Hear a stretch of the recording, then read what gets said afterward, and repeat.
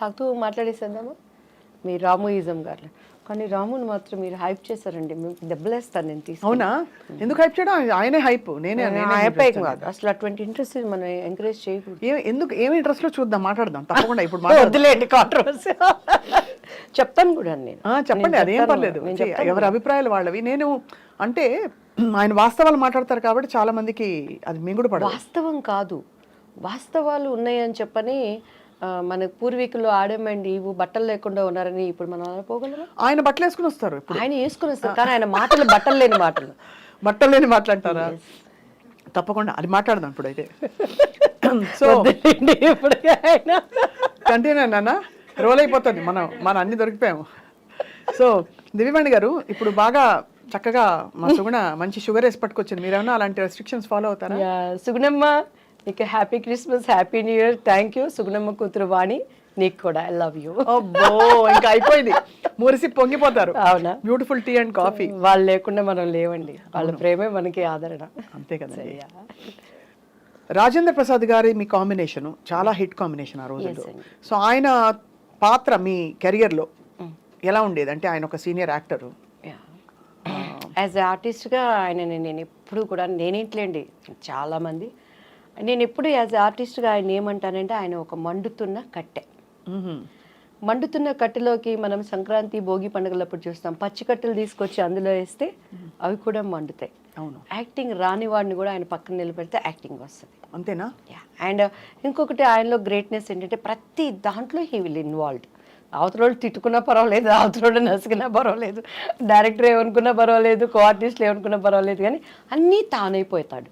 ఈ సెట్ కానీ నా క్యారెక్టర్ చేయించడం కానీ, అంటే తను ఏంటంటే అంతా బాగుంటేనే కదా సినిమా సక్సెస్ అనే స్వభావం ఉన్న వ్యక్తి. అండ్ మంచి మన భారతదేశం కానీ మన ఇండియా కానీ ఎక్కడున్నా కూడా నవ్వుల రాజేంద్రుడు అంటే ఆయనకు కడుపులో లైఫ్లో ఎంత దుఃఖం ఉన్నా కూడా అండ్ ఆయన ఈజ్ ఆర్టిస్ట్గా నేను చాలా అప్రిషియేట్ చేస్తాను. మొన్న పాపం వాళ్ళ ఇంట్లో విషాదం. ఎస్ అండి, ఎస్. చాలా అసలు నేనైతే ఆ స్థితిలో కూడాను అందరూ ఏడుస్తున్నారు, శోకాలు పెడుతున్నారు, కానీ ఒక్క కూతురు ఆయన గుండెల్లో ఎంత భారం ఉంటుంది. మహానటిలో చేసింది ఆ పాప. ఇంకొకటి ఏంటంటే లక్కీ, మా బాబు పేరు కిరణ్ కాంత్. సో పెళ్లి పుస్తకంలో నేను ఆయన్ని కేకే అంటాను. So KK.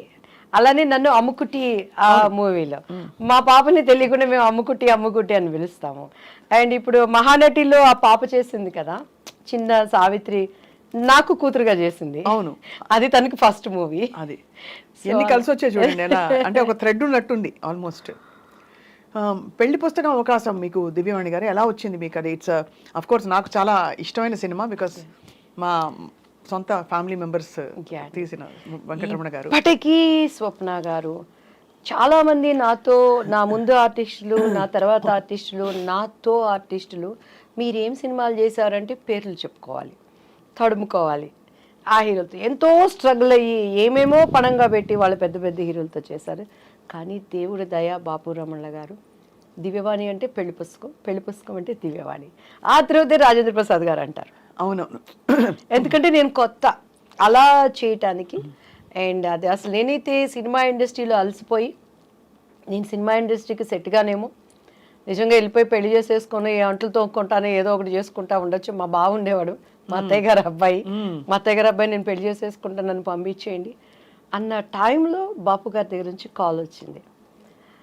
ఇట్లా బాపు గారు చూస్తారంటే ఈయన కూడా అంతే, అందరూ డైరెక్టర్ లాగానే ఉంటారు, వేవేవో మాట్లాడతారు, నేను అలా ఉండను అంటాను. ఇంటికి వచ్చినాక మా అమ్మ ఇండైరెక్ట్గా తిడుతుంది, డైరెక్ట్గా తిడితే మళ్ళీ నన్ను భరించలేరు ఎవరు, ఇండైరెక్ట్గా తిడుతుంది. నేను ఇంకా ఏడ్చుకుంటా చీదుకుంటా ఉంటాను, నన్ను పంపించండి నేను మళ్ళీ చదువుకుంటాను అంటాను. ఇది కూడా అంతేలే అని చెప్పని తలకి బాగా నూనె పెట్టుకున్నాను. అప్పుడు చీర కట్టాలంటే మమ్మీనే కట్టేవాళ్ళు, నాకు అంత కట్టుకోవటం రాదనమాట. సో బాపగారి దగ్గరికి వెళ్ళినప్పుడు తలకి లక్ ఏంటంటే ఆ రోజు తలస్నానం చేయలేదు, తలకు నూనె పెట్టుకున్నాను. ఆ హోమ్లీ కావాలనేది నాకు తెలీదు. మీకు ఇక మీరు మన రమణ గారి ఫ్యామిలీ అని అంటే మీకు తెలుసు కదా, బాపు గారి రూమ్ పైన పెద్ద రూమ్, అన్ని పుస్తకాలు, చిన్న ఆయనగా ఆయన కూర్చొని బొమ్మలు గీసుకుంటున్నారు. మన రమణ గారు ఉన్నారు కదా, రమణ గారు తీసుకెళ్లారు. ఈ అమ్మాయి కొత్త అమ్మాయి అండి దివ్యవాణి గారు అనగానే చూశారు బాపు గారు, నమస్కారం అండి అని కూర్చున్నాను నేను. ఇది జుట్టు మీ సొంత జుట్టు అండి అని అన్నారు. అవును సార్ అన్నాను. ఇట్లానే ఉండాలి మూవీలో అన్నారు. సరేనండి అని, ఎందుకంటే నేను ఓకే అవననేది నాకు లోపల ఒక అభిప్రాయం. బట్ నాకు అప్పుడు బాపు గారి విలువ నాకు నిజంగా తెలియదండి. బాపు గారు ఎంత గొప్ప మనిషి, ఎందుకంటే నేను సినిమాలు చూసేదాన్ని కాదు. ఈ క్వార్టర్లీ హాఫ్ ఇయర్లీ ఎగ్జామ్స్ వస్తే ఒక సినిమా, అది కూడా అప్పుడు మనకు తెలిసిన హీరోలు ఎవరు, శోభన్ బాబు, కృష్ణ. మా అన్నయ్య ఏమో కృష్ణ ఫ్యాన్స్, మేమేమో శోభన్ బాబు ఫ్యాన్స్. ఈ 2 సినిమాలు అంటేనే ఇంట్లో అడుక్కుంటే కానీ పంపించండు మా నాన్నగారు. అట్లా నేను పెరిగిన దాన్ని. లోతుగా సినిమా ఏంటి, పరిజ్ఞానం ఏంటండి. ఇప్పుడు రాజేంద్ర ప్రసాద్ గారు వీళ్ళందరూ ఏం చెప్తారు, మేము ఏంటి డబ్బింగ్ 75 పైసలకి చెప్పాము, అన్నం లేకుండా ఉన్నాము, దీని మీద కసితో వచ్చాము, సూపర్ స్టార్ కృష్ణ గారు కానీ ఇప్పుడున్న మెగాస్టార్లు కానీ. నాకు అట్లంతా నేను రాలేదు, తేపడ్డాను కాబట్టి నాకు అసలు సినిమాలు ఇవన్నీ తెలియదు అనమాట. సో బాపు గారి విలువ తెలియకుండా అప్పుడు ఆయన ఏమడిగారంటే, మా అమ్మగారు అన్నారు, మిస్సమ్మ సినిమా చూసామమ్మ అన్నారు. నిజంగా పాత సినిమాలు ఏం చూస్తాం, ఈ ట్రెండ్లో పెరిగిన వాళ్ళం. మా అమ్మ ఇంకా చూస్తే ఇట్లా అన్నారు, అమ్మ అంటే చూశానని చెప్పానంటే చూశాను సార్ అన్న. నిజంగా నేను మిస్సమ్మ చూడలేదు. అబద్ధం, ప్రామిస్ అబద్ధం చెప్పాను. లేకపోతే ఇంటికి వెళ్ళినాక మొట్టికాయలు పడతాయి, పప్పు గుత్తికారతో డబ్బులు పడతాయి. ఎవరు పడతారు ఎవరు చూసి చూశాను సార్ అన్న. కానీ సేమ్ అందులో క్యారెక్టరే మీది అని అన్నారు. అలాగే సార్ అన్నాను. నీకు కాళ్ళు చూపియమ్మ అన్నారు. మా అమ్మాయికి ఇలా చూసాను.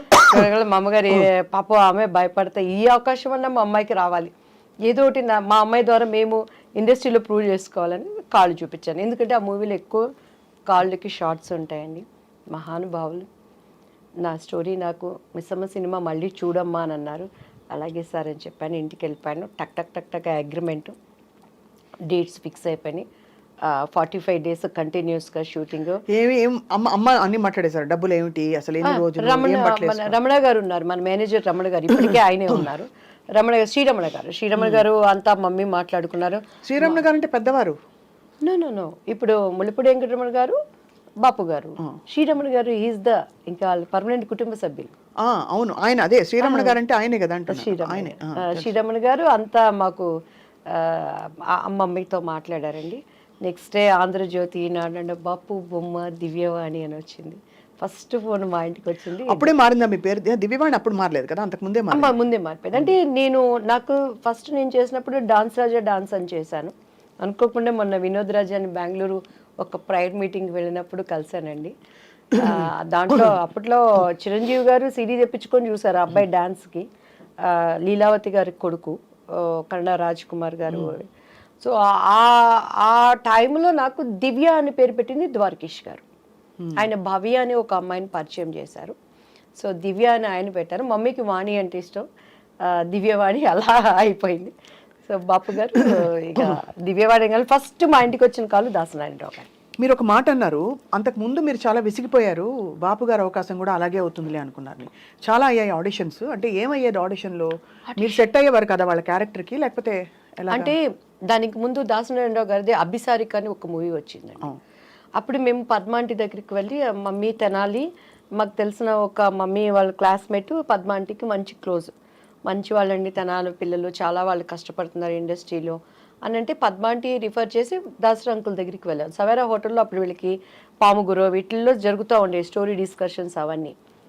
ఏమి చేస్తారు, మాట్లాడేవాళ్ళు. కింద నుంచి పెద్ద చూసారు, ఒడ్డు పొడుగు బాగుంది అమ్మాయి అనేవాళ్ళు, స్టోరీ మంచి క్యారెక్టర్ అండి అనేవాళ్ళు. కొంచెం మీరు బయట కూర్చోండి అమ్మాయితో మాట్లాడతాం అనేవాళ్ళు. మా అమ్మాయికి ఇటు చూసేదాన్ని నేను, ఇంకంతే. ఇంక మా అమ్మగారు బయటకు వెళ్తాను అని అంటే వెళ్ళనిచ్చేదాన్ని కాదు. సో ఆ లోపల వాళ్ళ భావన ఏంటనే అర్థమయ్యి అర్థం కాని వయసు నాది అప్పుడు. సో అలా ఇక మా అమ్మగారు నన్ను వదిలిపెట్టేవాళ్ళు కాదు. మొన్న కూడా చౌదరి గారు అని చెప్పని ఒక ఆయన ప్రొడ్యూసర్ కలిసారండి. అప్పుడు అర్జున్ సర్జాతో ఒక మూవీ చేయాల్సింది, శారదా అంటే మెయిన్ క్యారెక్టర్ అందులో. అంతా డేట్స్ వరకు వచ్చింది, అంతా ఓకే అన్నారు, క్యారెక్టర్ మిస్ అయిపోయింది.